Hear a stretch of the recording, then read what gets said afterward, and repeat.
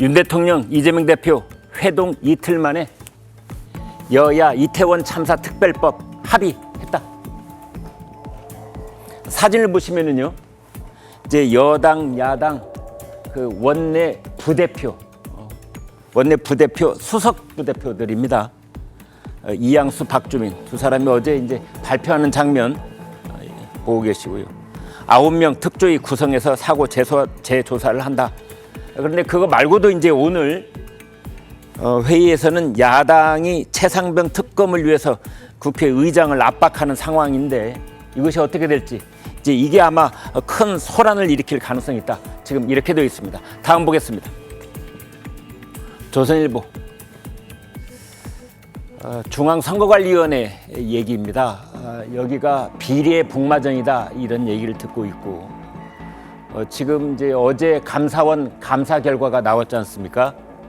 그래서 이제 감사를 할 때 여러 가지 조사를 했는데 그 중앙선거관리위원회의 최고 높은 분은 이제 중앙선거관리위원장이죠. 관리적으로 대법관이 맡고 있는데 그거 말고 늘 중앙선거관리위원회를 맡고 있는 최고 높은 사람은 사무총장입니다. 자기네들 조직 내에서는 뭐 임금님격이었는지 그 사람의 아들을 세자라고 불렀다는 거 아닙니까? 아무튼 이 사무총장 이제 조사를 하려고 좀 내놔보시오 했더니 휴대폰도 그리고 쓰고 있던 노트북도 다 내용물을 까맣게 지워버린 깡통폰, 깡통 노트북 이걸 제출했다는 거죠. 직원은 면접 서류.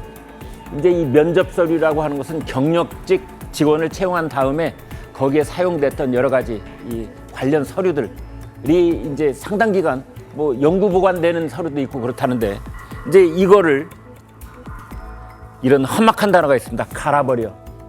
문서 파쇄기에 넣고 갈아버려. 실제 갈았다는 거죠. 내용 볼까요? 5급 승진 심사 오류 은폐. 세자 채용 김세환 전 사무총장은 퇴직 때 들고 간 업무용 폰, 노트북 모든 데이터 지우고 감사원에 제출.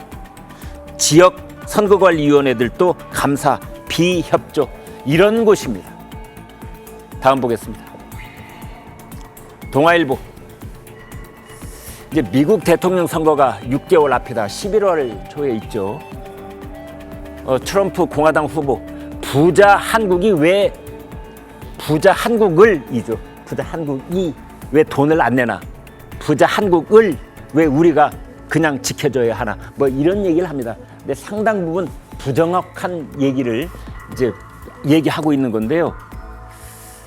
미국 시사주간지 타임즈 있죠. 일주일에 한 번씩 나오는. 요즘은 뭐 예전 같은 명성을 유지하고 있는 잡지는 아닙니다. 그런데 아무튼 이 타임즈 인터뷰를 했습니다. 처음으로 한국 방위비를 직접 거론을 하면서 압박을 하는 그런 발언을 했습니다.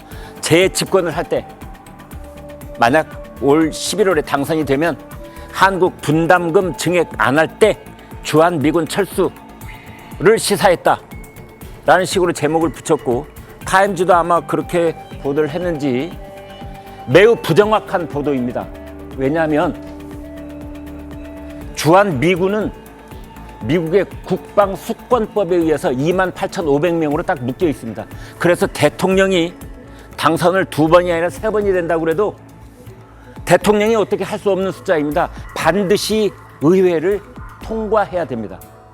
따라서 이거는 사실은 이 보도 내용 자체는 타임이 그렇게 보도를 했고 트럼프 후보가 그렇게 얘기를 했다는 건데 부정확합니다. 그리고 이 인터뷰 내용을 보면은 4만 명이라고 얘기를 했어요. 지금 주한미군은 4만 명이 아니고 28,500명입니다. 따라서 트럼프 후보는 지금 주한미군이 몇 명인지도 모르고 있고 또 대통령의 힘으로는 어떻게 할 수 없다는 것도 모르고 있고 다만 한국 정부에게 당신들 부자 나라니 돈 많이 내놔라 이런 비즈니스맨 같은 발언만 하고 있는 것이 아닌가. 그런데 그런 얘기를 이렇게 대서특필해주고 있는 미국 타임즈 거기서도 인터뷰 중에 가령 4만 명이라는 얘기 나오면 질문하는 사람이 좀 그런 부분을 수정을 해서 다시 좀 보도를 했어야 되지 않을까 뭐 이런 생각도 드는데요. 아무튼 이런 상황입니다. 지금 한국은 이제 바이든 행정부하고 이 방위비 분담금 협상을 하고 있는데 그것이 결정이 되더라도 대통령이 트럼프로 바뀌면 그걸 뒤집을 가능성은 있다. 뭐 이런 얘기는 나오고 있습니다. 다음 보겠습니다. 한국경제 깡통 논란 새마을 금고 5천억 원 배당잔치. 한쪽에서는 깡통 적자 이런 얘기로 비명을 지르고 있는데 또 다른 곳에서는 배당 잔치를 벌이고 있습니다. 작년 순이익의 20분의 1 토막 새마을금고 이 막대 그래프 보여드리겠습니다. 급감한 새마을금고 순이익 2019년, 20년, 21년, 22년 작년에 툭 떨어졌습니다. 무려 431곳이 적자, 부실 채권도 쌓여 그런데 5천억 배당잔치. 도덕적 해이가 극에 달했다. 우리나라 이런 곳이 새마을금고만 있을까요? 다음 보겠습니다. 서울신문 사과값, 감자값 전 세계 1등. 장복이 겁난 이유 있었네. 이런 제목입니다. 그 위에 도표도 있죠. 사과 1등, 감자 1등, 바나나 1등, 오렌지 1등. 전 세계에서 제일 비싼 곳. 자랑스럽게 한국이다. 좀 비틀어서 말해본다면 그런 겁니다. 이 6.53, 3.81, 3.45 이건 달러 표시라 이렇게 보시면 되겠습니다. 세계에서 6번째 비싼 한국 식료품 값 이렇게 돼 있는데 이것도 약간은 다시 좀 음미를 해봐야 될 제목입니다. 그렇지 않습니다. 그렇지 않습니다. 글로벌 물가 비교 플랫폼 넘베오 올해 국가별 식료품 가격 지수 분석을 했더니 한국이 6위라고 돼 있는데 그러면 한국보다 더 비싼 나라들 이름 지금부터 보겠습니다. 어떤 나라들이냐? 버뮤다, 스위스, 카이만 제도, 머진 아일랜드, 아이슬란드 이런 나라들까지 다 포함했을 때 6번째입니다. 사실상 어떻게 보면 우리나라가 전 세계에서 2번째로 비싼 나라, 스위스 바로 다음이 아닌가 이런 생각이 드는 그런 순서인 겁니다. 미국, 일본, 중국보다 우리가 월등 비싸다. 이런 내용이 되겠습니다. 네, 조선일보 보겠습니다. 나경원, 윤상현, 유승민, 안철수 판이 커지고 있는 여당의 전당대회. 지금 거론한 사람들은 다 당권에 도전할 가능성이 있고 후보가 될 수 있는 사람들 얘기입니다. 유승민 고민된다. 출마할지 안 할지 지금 그 부분 얘기입니다.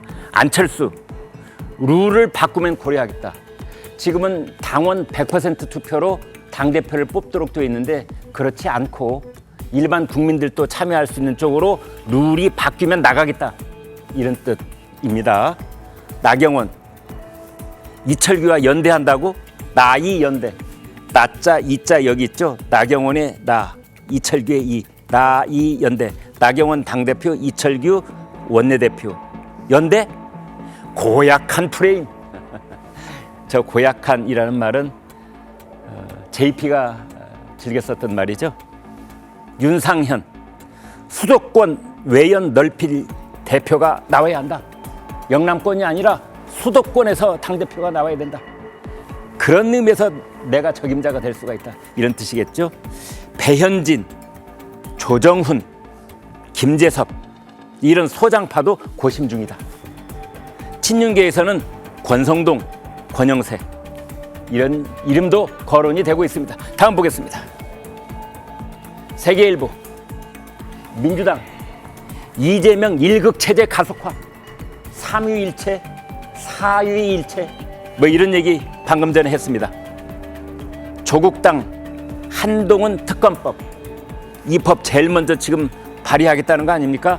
이것을 큰 틀에서 합의하겠다라는 목소리가 나오기 시작했습니다. 강성 투톱, 여기에 조국이 가세, 대여 투쟁 예고. 자, 이렇게 돼 있습니다. 다음 보겠습니다. 중앙일보. 공수처장 후보 오동운. 이 후보의 딸이 20살 때 재개발 앞둔 엄마로부터 성남 땅 4억 원에 매입했다. 이런 얘기입니다. 부동산 가격이 오르기 전 자녀에게 재산을 증여해 세금을 줄이려 이른바 세테크를 한 것이 아니냐. 이런 비판입니다. 3억 5천만 원을 증여받아 4,850만 원의 증여세를 내고 나머지 금액으로 주택과 토지를 매매한 것으로 그렇게 알려져 있습니다.